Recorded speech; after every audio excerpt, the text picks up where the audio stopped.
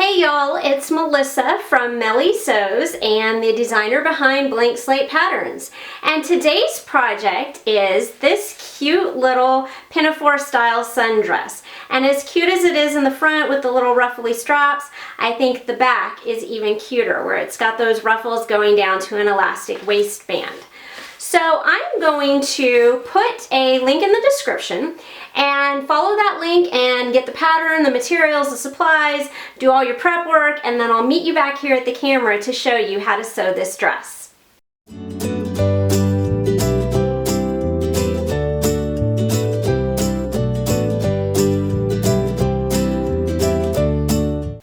Okay, let's go ahead and go over the pieces we should have cut out.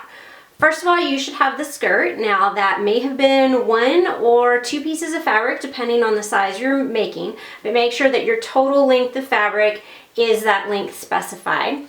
You should have the waistband strap, you should have the elastic, you should have 2 of the front pieces cut out, 2 pieces of double fold bias tape that are the length for the straps, and then you should have enough ruffle to match the total circumference of the skirt plus both straps. So it's quite a bit of ruffle that you may have needed to make or buy. And the first thing we're going to do actually is we're going to start with that ruffle. So let's put all of these aside and let's look at the ruffle here. So I made this on my machine with the ruffler, and what I want to do is I want to take the strap out of the bias fold tape. I want to unfold the bias fold tape, and I'm going to finish off this edge of the ruffle with the bias fold tape. What this does is it's going to reinforce the strap and make it more secure. So I'm unfolding it and I'm lining up the raw edge with the edge of the ruffle. And then I need 2 straps, so I'm going to unfold another length of ruffle here and unfold the other bias tape piece. And I'm going to cut the ruffle apart after I'm done sewing the bias tape on, but so I could just butt these 2 right up against each other. Okay, and then I'm just going to cut the ruffle down here at the end, and that's all I need for the straps. I'm going to set this part aside for the skirt. So what I want to do now is I want to stitch right across that crease line on the bias fold tape. I'm going to stitch right down that. So let's go over to the sewing machine and then I'll meet you back at the camera after I've stitched that to show you the next step. Okay, I've gone ahead and I have stitched that bias tape the first time here. And so I'm removing the pins, and then I'm going to wrap the bias fold tape around to the back side so we're enclosing that edge of the ruffle. So just wrapping it around, and I'm going to repin. Okay, now I want to stitch on the front side because this is the right side of the garment. I want to stitch right close to the edge there, making sure that I've caught the bias tape on the back side and removing those pins as I go. So I'm going to go ahead, go over to the machine and do that, and then I will meet you back here and we'll talk about the next step. Okay, I've gone ahead, I've stitched that bias tape on, and now I am going to cut the 2 straps there. I'm going to trim off some of my extra threads, but now I have 2 straps. I'm going to take the waistband piece first, and I am going to fold that in half, wrong sides together. So this is right sides out. And then I want to take the 2 front pieces, and I'm going to place the waistband, and I'm going to line up the edges of the waistband with the side edges of the front piece. Now you'll notice my waistband is longer. That's how it's supposed to be right now. So I'm going to line those up, and then I am also going to line up the straps. I want the end of the ruffle to finish 1/2 inch away from the edge, and I'm going to line up the raw edges here. And you notice my bias tape is facing in. Okay, so after I've got those ruffles placed, then I want to take the other front piece and we're going to place those right sides together. And then I want to pin around the edges to make sure everything gets sandwiched in and stays in place. Okay, and then I'm going to want to stitch around these 3 edges. So I'm going to go ahead and do that, and then I'll meet you back here to show you the next step. Okay, so I've gone ahead and I've stitched around those edges, and I want to clip the corners now.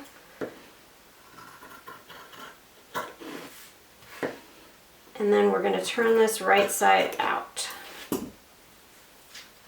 So when we turn it right side out, we've got something that looks like this. It's got the straps, and then if we turn it over to look at the back side, we've got this waistband and the straps. So the next step is actually going to be to connect the straps to the waistband. And to do that now, what I want to do is unfold the waistband, and I want to mark the center point of it. So I'm just going to stick a pin there so I know where the center is. And you notice that I stuck the pin on the inside, not the outside edge. What I want to do now is I want to take these straps and I want to pin them only to that edge of the waistband, not the other side. And I want to pin one strap on each side of center.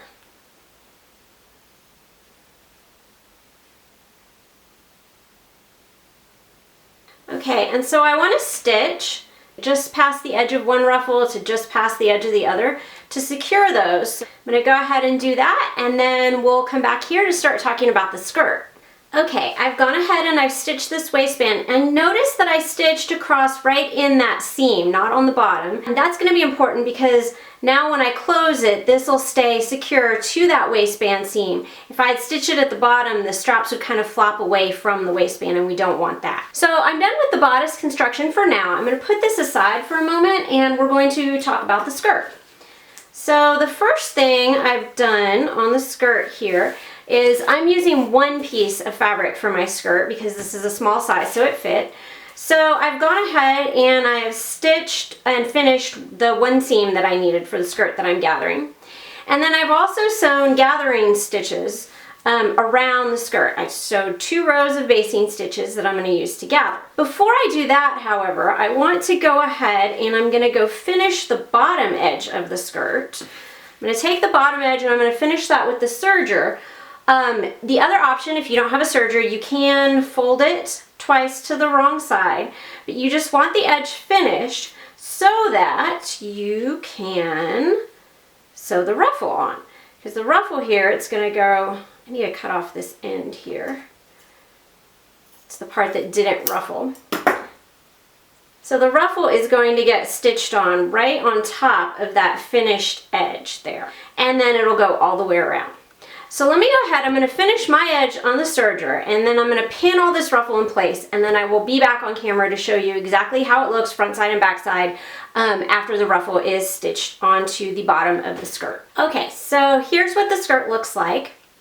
I went ahead and I folded the ruffle into a loop the same width as the skirt and then sewed that into a loop. And then, as I said, I finished the bottom edge of the skirt with my serger. And again, you can absolutely do this as a double fold hem if you don't have a serger. And then I sewed the ruffle on top of that finished edge, and I just stitched right on top of the stitching line that had been used to form the ruffle. And this is so that I've got that cute little top detail of the ruffle as well as the ruffle hanging below the skirt.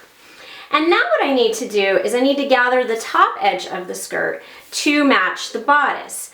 Now, I noted before that I've gone ahead and I sewed 2 lines of basting stitching. So all I have to do is use that to gather the skirt up to the same width as this top bodice piece. And I'm going to go ahead and pull on the threads that I left hanging from my basting stitches to do the gathering. So you can see this particular lightweight fabric that I'm using gathers right up. Alright, now that I've gathered the skirt to the same width as the bodice, it's time to go ahead and put the elastic in, and then we'll connect these 2 pieces and be finished. So, to put the elastic in, actually all I'm going to do is I'm going to open up this waistband, and I want to stick the elastic in as high up as it will go, and I'm going to pin the elastic, and I'm going to stitch right over that edge, and I'm going to reverse stitch. Do that a couple times so that it stays in place. Same thing on the opposite side, and I'm just going to use a straight stitch, stitch up and down right next to that seam to keep that elastic edge in place there. Let me go ahead and do that, and then I'll meet you back at the camera to show you how we attach the skirt to the bodice. Okay, I've gone ahead, I've stitched the elastic into the ends of that, and I'm also going to pin, like I'm going to match the center of the elastic to the center back here of this waistband, and I'm going to pin it there. And then what I want to do is I'm going to be stretching this waistband flat as I sew it to the skirt. Go ahead and turn the skirt wrong side out. And if you have one seam on your skirt, you want that one seam to be at center back. If you have two seams, you want one seam on each side of the bodice. So I'm going to turn the bodice upside down here, and it's still right side out, and I'm going to match that center back seam. And then I'm going to stretch the waistband flat, kind of hold it out there, and pin the next part of the skirt to it, and continue all around here. And then when I get around to the front part, I don't have to stretch. I'm just going to pin the skirt to both the bodice front and the bodice lining layer. Okay, now that I've got it all pinned, I'm going to be stitching around here. I am going to be catching the edges of those ruffles, so I want to make sure I have those pinned in place. So I'm going to be stitching all the way around that waistband seam. Now I have a serger, so I'm going to go ahead and stitch this with a serger, remembering to stretch when I'm on the back side so that that waistband lays flat. If you don't have a serger, the finish I would suggest for this seam would be to do a bias tape finish. So it would be to first stitch the seam on your sewing machine, making sure that you stretch that waistband. And then just like we did for the ruffle edges, take a little piece of double fold bias tape and sew it around and then wrap it around to cover up all the raw edges on this seam.